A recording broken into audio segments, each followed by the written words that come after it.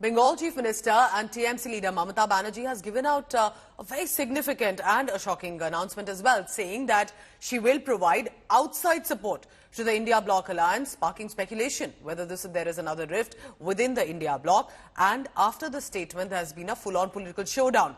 Remember that are there terms and conditions to the India Bloc and to the support, because the Bharatiya Janata Party has immediately started to give out reactions on this. Meanwhile, Congress's Adhir Ranjan Chowdhury has lashed out at Mamata Banerjee over this statement, because remember, Congress and TMC are allies in the India Bloc, but they are fighting against each other in Bengal.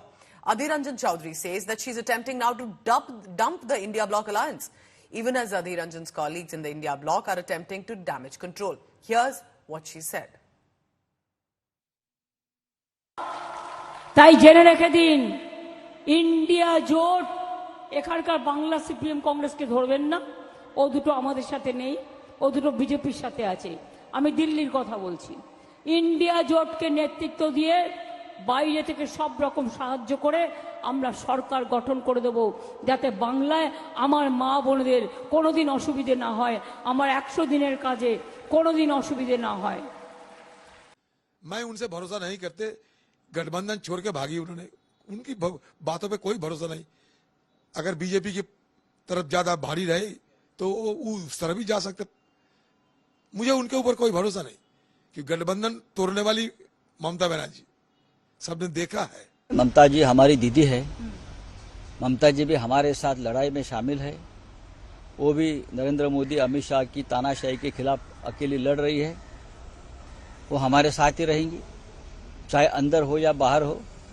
ममता जी हमारी दीदी है और वो दीदी ही रहेंगी।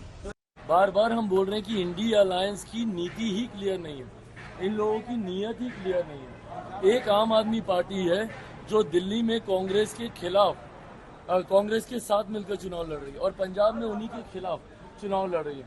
ममता बनर्जी जी जिनके खिलाफ चुनाव लड़कर जीत कर आएंगी, जीतने के बाद उन्हीं को समर्थन देने की बात कर रही हैं। तो ये भानुमति का कुनबा नहीं है तो और क्या है? किसी की कोई नीति नहीं है, किसी की कोई नीयत नहीं है, किसी की कोई विचारधारा नहीं है। सबको महत्वाकांक्षा है कि एक दूसरे का गला काटकर कैसे हम सत्ता के समीप पहुंच जाएं। ममता बनर्जी जी के पार्टी के साथ तो हमारा गठबंधन पुराना है।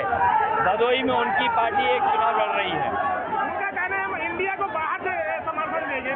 उनका और हमारा गठबंधन एक सीट पर है, और खुशी की बात है कि सब इंडिया गठबंधन के साथ आ रहे हैं।